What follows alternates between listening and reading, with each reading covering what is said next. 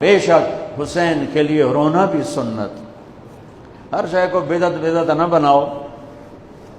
پانی دیں. ام سلمہ سے آپ نے فرمایا،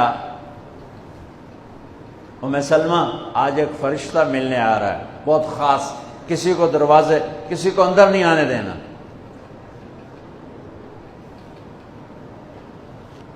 حضرت ام سلمہ پیرے پہ کھڑی ہو گئی. تھوڑی دیر میں حسین آ گئے، چھوٹے بچے معصوم ابھی، اندر جانے لگے. انہوں نے روک دیا، وہ رونے لگے. وہ روئے تو انہوں نے چھوڑ دیا. تھوڑی دیر کے بعد اندر سے میرے نبی کے زور زور سے رونے کی آواز آئی. زور زور سے رونے کی آواز آئی. ام سلمہ رہ نہ سکی، بھاگ کے اندر گئیں. تو آپ نے کیا دیکھا؟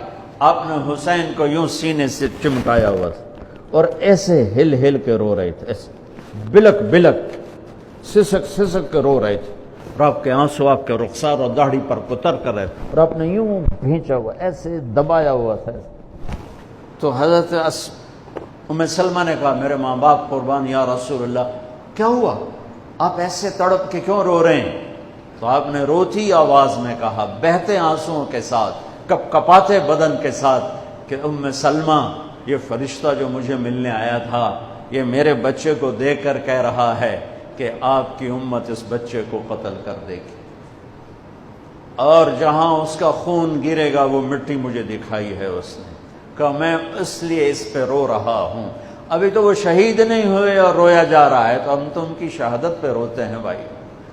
ہم تو ان کی شہادت پہ روتے ہیں، اور یہ قیامت تک روتے رہے گی دنیا. قیامت، یہ اللہ کا نظام ہے. اس نے کربلا کے واقعے کو یوں کر دیا جیسے ہر سال آج ہی ہوا ہے. آج ہی حسین شہید ہو رہے ہیں، آج ہی عبداللہ کا سر کٹ رہا ہے، آج ہی زینب کی چادر کو پھاڑا جا رہا ہے، آج ہی لاشوں کو گھسیٹا جا رہا ہے. وہ میں حیران ہوتا ہوں، ٹیپو سلطان سرنگا پٹم میں شہید ہوئے. دشمن کون؟ انگریز. کون؟ کافر.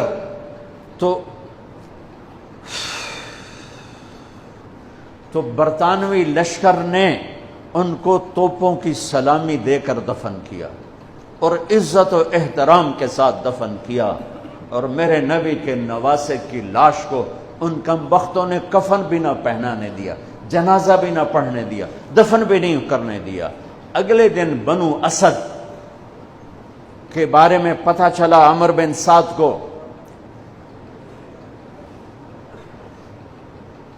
تو راتوں کہ وہ ان کو دفنانے والے ہیں، تو راتوں رات ان کو بغیر جنازوں کے مٹی میں دبا دیا اور اوپر پانی چھوڑ دیا کہ کوئی پتہ ہی نہ چلے حسین کی لاش.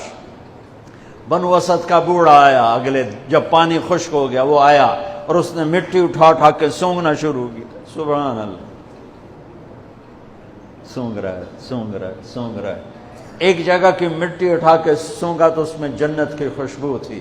تو تڑپ کے بولا، یہ میرے نبی کے نواسے کی قبر ہے، یہ میرے نبی کے نواسے کی مٹی ہے. کہ وہ جنت کے سردار تھے تو قبر بھی جنت کی خوشبو پھیلا رہی ہے اس کی. حالانکہ بن دیکھی بات ہے، کیونکہ انہوں نے راتوں رات ان کو دبا دیا کہ ان کا جنازہ بھی نہ ہو. لعنت ہو ان کی قبروں پر، ان کی ہڈیوں پر، ان کی روحوں پر، ان کی مٹی پر، ان کی خاک پر. سمجھ میں نہیں آتا. نبی کے گھر کے کتے کی بھی ہم تو عزت کریں گے اگر آج ہمیں پتہ چلے یہ نبی کے گھر کا کتا ہے. ان کم بختوں کے سامنے نبی کے نواسے کھڑے تھے، نبی کی نواسیاں تھیں اور نبی کی اولاد تھی، اور ان کے دل ایسے پتھر، آنکھیں ایسی اندھی، کان ایسے بہرے کہ انہیں ایسے تلوار چلائی جیسے سامنے کوئی رومی لشکر کھڑا ہو، یا جیسے سامنے کوئی فارسی لشکر کھڑا ہو. اتنے عظیم ہستیاں، میں کہاں سے بیان کروں؟